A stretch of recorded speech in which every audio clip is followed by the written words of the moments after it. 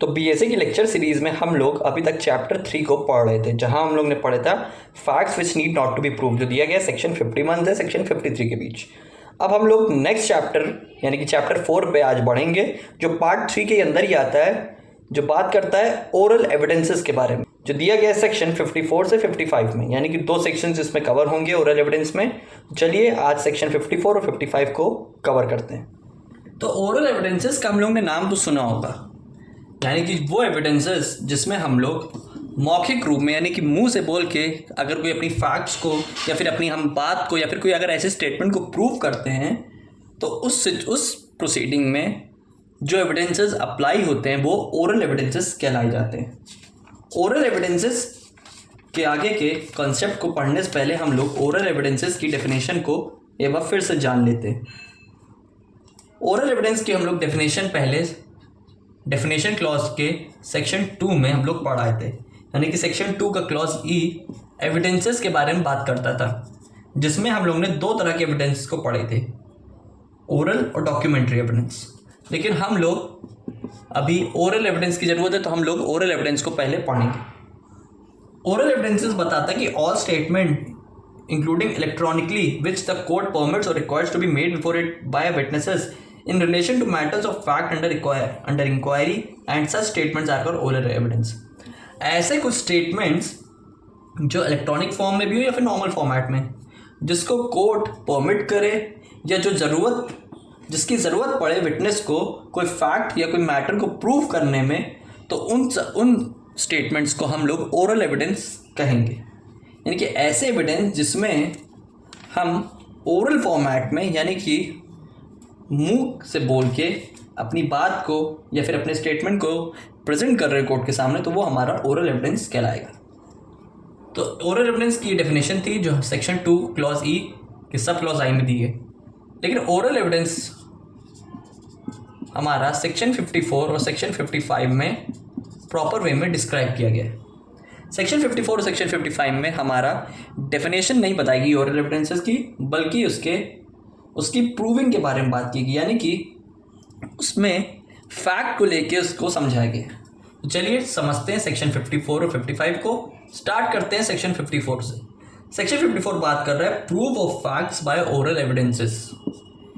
ये एक general rule बताया जा रहा है सेक्शन 54 में कि अगर हमको कोई फैक्ट को प्रूव करना है तो हम ओरल एविडेंस का यूज़ करेंगे। ओरल एविडेंस का हम लोग इस्तेमाल करेंगे अपने कोई फैक्ट को प्रूव करने में। ये एक जनरल रूल है, ये आपको भी पता है, ठीक है। लेकिन फैक्ट हम सारे तरीके की प्रूव करेंगे। यहाँ पे बोला गया कि all facts will be prove, लेकिन इसमें एक एक्सेप्शन है। कि एक्सेप्शन क्या है कि यहाँ पे कंटेंट्स ऑफ डॉक्यूमेंट का जो कंटेंट है वो यहाँ पे प्रूव ओरल एविडेंस के थ्रू नहीं होगा। कंटेंट ऑफ डॉक्यूमेंट से जुड़ा कोई भी फैक्ट हम यहाँ पे ओरल एविडेंस के थ्रू प्रूफ नहीं कर सकते। अब कंटेंट ऑफ डॉक्यूमेंट का टॉपिक दिया है या फिर उससे रिलेटेड प्रोविजन दिया गया है सेक्शन 56 में, जो हम आगे पढ़ेंगे, जिसमें 2 तरीके से बताया गया कंटेंट ऑफ डॉक्यूमेंट्स को, एक प्राइमरी एविडेंस है, एक सेकेंडरी एविडेंस है। तो कंटेंट ऑफ डॉक्यूमेंट्स का टॉपिक हम लोग आगे सेक्शन में पढ़ेंगे, लेकिन अभी इसमें जनरल रूल बता रहा है सेक्शन 54 में कि हम अगर कोई फैक्ट को प्रूव करना चाहे ओरल एविडेंसेस से, तो हम ओरल एविडेंस से फैक्ट को प्रूव कर सकते हैं। लेकिन एक एक्सेप्शन है कि यहाँ पे हम डॉक्यूमेंट का कंटेंट को प्रूव नहीं कर सकते। तो ये बीएसए में एक एक्सेप्शन थी, लेकिन जब इंडियन एविडेंस एक्ट था, पुराना एक्ट था, उसमें 2 एक्सेप्शन दी थी। एक तो यहाँ पे कंटेंट ऑफ डॉक्यूमेंट की थी, दूसरी यहाँ पे इलेक्ट्रॉनिक एविडेंस की थी। पहले वाले पुराने एविडेंस लॉ में इलेक्ट्रॉनिक एविडेंस का यूज़ नहीं था। इलेक्ट्रॉनिक एविडेंस का एक्सेप्शन था, उसको ओरल एविडेंस में नहीं पेश किया जाता था, लेकिन अब उसको इंक्लूड कर लिया गया, क्योंकि ओरल एविडेंस की डेफिनेशन आपने सेक्शन 2I में पढ़ी कि इसमें इलेक्ट्रॉनिकली एविडेंस से जुड़ी हुई बातें भी की जा रही है। उससे जुड़ा हुआ कोई फैक्ट भी अगर प्रूफ किया जाएगा तो वो भी ओरल एविडेंस की कंडीशन में आएगा। लेकिन पहले क्या था, पहले इलेक्ट्रॉनिक एविडेंस का रोल प्ले नहीं होता था हमारे पुराने एविडेंस लॉ में। तो पहले एक्सेप्शन 2 थे, अब एक्सेप्शन केवल एक है कि कंटेंट ऑफ डॉक्यूमेंट नहीं प्रूव होगा। तो इतनी सी बात की गई है सिर्फ सेक्शन 54 में। चलते हैं सेक्शन 55 में। सेक्शन 55 क्या बता रहा है? सेक्शन 55 एक बात कह रहा है कि oral evidences to be direct. अरे भैया, अगर एविडेंस डायरेक्ट नहीं होंगे, घुमा फिरा के होंगे, तो क्या वो ओरल एविडेंस कहलाए जाएंगे? क्योंकि ओरल एविडेंस का मेन कंपोनेंट क्या है कि मुंह से बोली गई बातें। अब मुंह से बोली बातें कितनी सच हैं कितनी झूठ हैं वो तो फैक्ट्स के अकॉर्डिंग ही प्रूव किया जाएगा।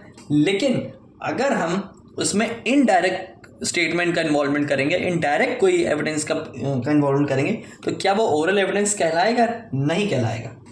तो यहाँ पे सीधी बात की गई कि oral evidence to be direct, वो एविडेंस डायरेक्ट होगा जो आपने खुद देखा हो, सुना हो या फिर महसूस किया हो। यानी कि जिस पर्सन ने किसी स्पेसिफिक ऑफेंसेस में या स्पेसिफिक ऑफेंसेस में अगर वो विटनेस बन के आ रहा है, तो वो पर्सन ने खुद से उस क्राइम को देखा हो, खुद से उस क्राइम के बारे में सुना हो, या खुद से उस क्राइम के बारे में महसूस किया हो, या फिर खुद से उसके बारे में ओपिनियन क्रिएट किया। 4 कंडीशन है इसमें एविडेंस, ओरल एविडेंस को डायरेक्ट करने की, कि वो ओरल एविडेंस डायरेक्ट कहलाएगा जो देखा गया हो, खुद से सुना गया हो भी हो, खुद से महसूस भी खुद से किया गया हो, जिसमें ओपिनियन भी खुद ही का दिया गया हो। अब एग्जांपल लेते हैं। मान लीजिए एक्स ने वाई का मर्डर किया, वाई की डेथ हो गई। अब वाई की जब डेथ हुई तो यहाँ पे जेड एक पर्सन था, थर्ड पर्सन, वो यहाँ पे खड़ा हुआ देख रहा था। अब देखिए यहाँ पे उसने देखा इस मर्डर को, कॉन्फ्लिक्ट हुआ, सुना इसने, महसूस क्या है कि कुछ क्राइम हुआ है, कुछ तो लफड़ा है यहाँ पे। ओपिनियन क्या देगा कि यहाँ पे उसने ऐसा इस तरीके से इस वे से मर्डर किया। तो इस थर्ड पर्सन की बात यहाँ पे ओरल एविडेंस में डायरेक्ट फॉर्म का नेचर क्रिएट करिए, एक डायरेक्ट फॉर्मेशन या फिर एक डायरेक्ट स्टेटमेंट्स का इन्वॉल्वमेंट हो रहा है ओरल एविडेंस में। क्यों हो रहा है? क्योंकि उस पर्सन ने खुद देखा है, खुद महसूस किया है, खुद सुना है और खुद अपना ओपिनियन उसमें बना रहा है। लेकिन वही अगर पर्सन कोई ऐसा पर्सन है, यानी कि ये जो थर्ड पर्सन ने यहाँ पे उस क्राइम को नहीं देखा, कोई ए पर्सन है जो इस बाउंड्री का नहीं है, जो इसमें इन्वॉल्व नहीं है, वो आके जेड को बता रहा है कि मैंने देखा था कि यहाँ पे वाई को मारा है एक्स ने, मैंने सुना था कि ऐसी खबर आई है, मैंने महसूस किया है। तो यहाँ पे एक ही की गई बातें डायरेक्ट नहीं है जेड के लिए। क्यों डायरेक्ट नहीं है? क्योंकि यहाँ पे जेड को इनडायरेक्ट इस ऑफेंस के बारे में पता चल रहा है। ध्यान से देखिए, अगर एक्स ने वाई को मारा तो यहाँ पे जेड का मौजूद होना इसमें डायरेक्ट एविडेंस की सिचुएशन क्रिएट कर रहा है। अभी हम लोग ने पढ़ा कि वो खुद से देखा है, महसूस किया है। लेकिन वही अगर सिचुएशन यहाँ पे चौथे पर्सन से उसको पता चल रही है, यहाँ पे फोर्थ पर्सन से अगर उसको किसी बात की जानकारी हो रही है, तो उस फोर्थ पर्सन का स्टेटमेंट सी पर्सन के लिए इनडायरेक्ट कहलाएगा और इनडायरेक्ट एविडेंस ओरल एविडेंस का फॉर्मेशन नहीं होगा। और इसी प्रिंसिपल को कहते हैं प्रिंसिपल ऑफ हेयर से एविडेंस। ये हम पहले पढ़ चुके हैं। हेयर से का मतलब है कि सुनी सुनाई बातें। किसी की सुनी सुनाई बातें पे कोर्ट विश्वास नहीं करेगी, उसको इनडायरेक्ट एविडेंस मान लेगी, क्योंकि आपके पास वो डायरेक्ट चल के नहीं आया है, बल्कि इधर उधर से सुनी सुनाई भागते उधर से उधर की बातें ट्रैवल होके आपके पास आई हैं, जो स्टेटमेंट का फॉर्म ले रही हैं। तो वैसा स्टेटमेंट आपके लिए यहाँ पे इनडायरेक्ट होगा, कोर्ट उसको अलाउ नहीं करेगी। तो ये इतनी सी बात कहना चाह रहा है आपका सेक्शन 55। सेक्शन 55 में 2 प्रोविजन भी दिए गए हैं। प्रोवाइजो इसमें बता रहा है that the opinions of expert expressed in any treatise commonly offered for sale and the grounds on which such opinions are held may be proved by the production of such treatise if the author is dead or cannot be found or has incapable of giving evidence or can be called as witness without an amount of zero expense with the court regard as unreasonable। कोई specific law में कोई oral evidence create हुआ है। मान लीजिए कोई specific किताब है, यहाँ पे इस बुक में ओरल एविडेंसेस के बारे में कोई प्रिंसिपल दिए गए हैं, कोई प्रोसीडिंग दी गई है। अब वो ओरल एविडेंस किसी पर्सन ने लिखी होगी, मान लीजिए ऑथर ने किसी किताब लिखी, कोई किताब लिखी। अब वो ऑथर इस किताब को लिख के मर गया, यही तो बता रहा है, मर गया है या वो फाउंड नहीं हो रहा, मिल नहीं रहा है, या फिर इनकैपेबल है, बूढ़ा हो चुका, नहीं आ सकता कोर्ट में, या कोई भी स्पेसिफिक सिचुएशन बन रही है जिससे कोर्ट का टाइम वेस्ट होगा या खर्चा बैठेगा। तो ऐसी सिचुएशन में उसकी दी गई ये किताब यानी कि बुक ऑफ लॉज या प्रिंसिपल जिसमें ओरल एविडेंस से जुड़ी कोई बातें गई हैं वो यहाँ पे यूज़ की जा सकती है। वो यहाँ पे एज अ, देखिए है तो ये भी इनडायरेक्ट एविडेंस, लेकिन क्योंकि जिसने लिखा वो है नहीं, लेकिन उसकी लिखी गई बातें अगर कहीं अवेलेबल है तो वो एज अ डायरेक्ट एविडेंस का काम कर सकती है, उसमें हम अपने फैक्ट्स को प्रूव करवा सकते हैं। ये प्रोवाइजो 1 बताना चाह रहा है। प्रोवाइजो 2 क्या बताना चाह रहा है? कहने का मतलब है कि यहाँ पे मटेरियल एविडेंस का यहाँ पे इन्वॉल्वमेंट हो रहा है। कोई एविडेंस में हम ओरल वे में अपने स्टेटमेंट को प्रूव नहीं कर पा रहे हैं, लेकिन कोई ऐसा मटेरियल एविडेंस है जो उस फैक्ट को प्रूव करवा रहा है, तो ये भी इनडायरेक्ट ही, लेकिन ऐसी सिचुएशन क्रिएट हो रही है जिससे वो मटेरियल थिंग का रोल यहाँ मटेरियल थिंग यहाँ पे यूज़ में आ रहा है। अब मटेरियल थिंग का कहने का मतलब यहाँ पे है कि एग्जांपल ले लीजिए, यहाँ पे एक्स ने वाई को मारा था, मर्डर किया है, अब एक्स ने यहाँ पे गन शॉट किया है, तो गन शॉट में जो बुलेट होगी वो एक मटेरियल है, वो एक जीतता जागता एक अपने आप में मटेरियल है, और वो मटेरियल एक रियल और एक मटेरियल एविडेंस का काम कर सकती है, और वो हमारा मटेरियल एविडेंस हमारे ओरल एविडेंस को प्रूव कर सकता है। यानी कि मटेरियल एविडेंस से हमारा स्टेटमेंट कोर्ट मान लेगी, उसको एडमिट कर लेगी। वैसे तो ये भी इनडायरेक्ट एविडेंस है, लेकिन जहाँ पे कुछ मटेरियल कुछ ऐसे एक्सप्रेस हो रहा है या कुछ ऐसी कंडीशन क्रिएट हो रही है जिसमें कोर्ट को ऐसा लग रहा है कि हाँ इस मटेरियल को अगर हम कोर्ट में प्रोड्यूस करते हैं तो उससे कुछ हद तक काम बन सकता है, उससे कुछ एविडेंस में क्लियरिटी क्रिएट हो सकती है, तो उस सिचुएशन में हम मटेरियल एविडेंस का यूज़ कर सकते हैं, उससे कोर्ट उसको यूज़ कर सकती है, वो एज अ रेलिवेंट लिया जाएगा। देखिए जो सेक्शन 55 है हमारा, वो हमारा हेयरसे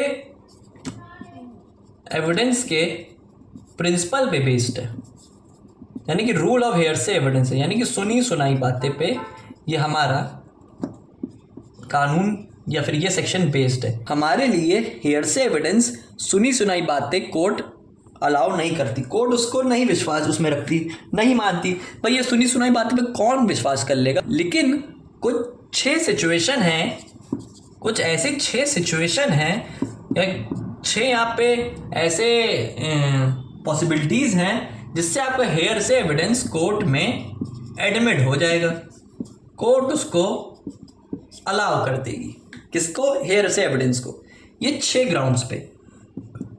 पहला, रेस जेस्चर की सिचुएशन, यानी कोई ऐसा फैक्ट है जिसमें सीरीज ऑफ ट्रांजैक्शन के बारे में बात की जा रही है, जो हमारा सेक्शन 4 BSA में दिए, हम लोग पहले पढ़ के आए हैं।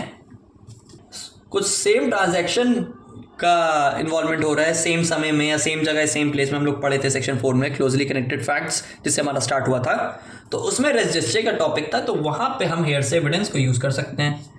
दूसरा, हम एडमिशन के टाइम और कन्फेशन के टाइम जो सेक्शन 15 में है वो हम लोग हेयरसे एविडेंस में यूज़ कर सकते हैं।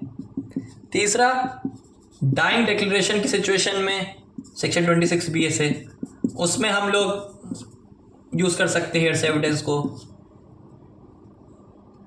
एविडेंस है जो किसी प्रोसीडिंग में कहीं यूज़ होना है,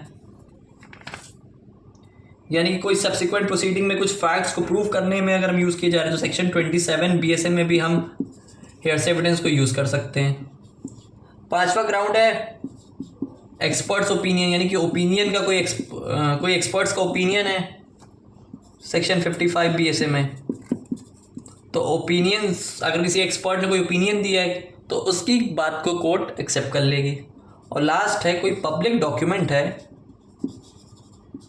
सेक्शन 74 BSA, उस पब्लिक डॉक्यूमेंट को कोर्ट अलाउ कर लेगी, यानी कि रेजिस्टिंग सिचुएशन में, एडमिशन और कन्फेशन के टाइम, डाइंग डिक्लेरेशन के टाइम, कोई सब्सिक्वेंट प्रोसीडिंग के टाइम, कोई फैक्ट्स को स्टेट करने में, एक्सपर्ट्स ओपिनियन में के टाइम और पब्लिक डॉक्यूमेंट के टाइम। ये 6 सिचुएशन में सुनी सुनाई बातें यानी कि हेयरसे एविडेंस कोर्ट अलाउ कर लेगी। अदरवाइज हेयरसे एविडेंस अलाउड नहीं है कि ये सब सिचुएशन में एविडेंस आपका एक्सेप्ट कर लिया जाएगा। ये सब 6 ग्राउंड आपका हेयर से एविडेंस को अलाउ करता है। अब आप ये सोच रहे होंगे कि हेयर से एविडेंस को कोर्ट क्यों नहीं अलाउ करती, क्या है इसका रीज़न? तो इसके रीज़न भी 3 प्रकार से हैं कि यहाँ पे हेयर से एविडेंस क्यों नहीं अलाउड है। देखिए, पहला इसलिए पॉइंट ये है कि यहाँ पे जो विटनेस जो होता है उसको यहाँ पे फैक्ट की कोई एग्जैक्ट नॉलेज नहीं होती है। उसके बाद इतने सबूत ही नहीं होते कि वो वहाँ पे आके पेश करे। अरे आपसे मैं कहूँ कि सामने वाले ने इस पर्सन को मारा है, अब यहाँ पे आपके पास क्या इससे कोई नॉलेज आ गई? क्या आपके पास कोई सबूत है भी? आप क्या मान के उस बात को प्रूव कर लेंगे? क्या स्टेटमेंट देंगे कोर्ट के सामने? नहीं दे सकते। क्यों नहीं दे सकते? आपके पास फैक्ट की पूरी नॉलेज ही नहीं है, कुछ स्पेसिफिक एविडेंस ही नहीं है आपके पास, तो कैसे करेंगे? और इसी सिचुएशन में विटनेस का क्रॉस एग्जामिन भी नहीं हो सकता। अरे जब आपको कुछ पता ही नहीं है तो क्या क्रॉस एग्जामिनेशन से आप अपोजिट पार्टी से अपने फैक्ट को प्रूव करवाएंगे? तो सेकेंड पॉइंट है यहाँ पे क्रॉस एग्जामिनेशन। तीसरा है कि यहाँ पे चांसेस ऑफ फैब्रिकेशन है। क्या है यहाँ पे? चांसेस ऑफ फैब्रिकेशन, यानी कि फैक्ट को घटा बढ़ा के यहाँ पे बताया जा रहा है। कोई फैक्ट यहाँ पे इंक्रीज किया जा रहा है तो कोई फैक्ट यहाँ पे डिक्रीज किया जा रहा है। मतलब फैक्ट में कोई सफाई नहीं है। अब जाहिर सी बात है, आपको कोई सुनी सुनाई बातें बता रहा है, उस फैक्ट में कितनी सच्चाई है, और वही पर्सन ने फिर दूसरा पर्सन ने वही सेम बात को कोई अलग वे में बताया, कुछ अलग तरीके से बताया। देखिए कितने चेंजेस हैं हर फैक्ट में। तो क्या कोर्ट ऐसी बात में अलाउड होगी? इस ऐसे फैक्ट को प्रूव कर पाएगी? कभी नहीं कर सकती। फैक्ट यहाँ पे कोई स्पेसिफिक नॉलेज ही नहीं है, क्रॉस एग्जामिनेशन हो ही नहीं सकता, फैब्रिकेशन है, पूरा दिख रहा है कि यहाँ पे घुमा फिरा के उस बात को बताया जा रहा है। तो ये सब सिचुएशन में हेयर से एविडेंस अलाउड नहीं होता है जनरल केसेस। लेकिन कुछ स्पेसिफिक मैटर्स में, इन 6 ग्राउंड्स में आपका हेयर से एविडेंस यानी कि प्रिंसिपल हेयर से एविडेंस का अलाउड हो जाता है। तो आई होप आपको अच्छे से समझ आ गया होगा दोनों का कंसेप्ट। नेक्स्ट वीडियो में हम लोग नेक्स्ट चैप्टर की तरफ बढ़ेंगे।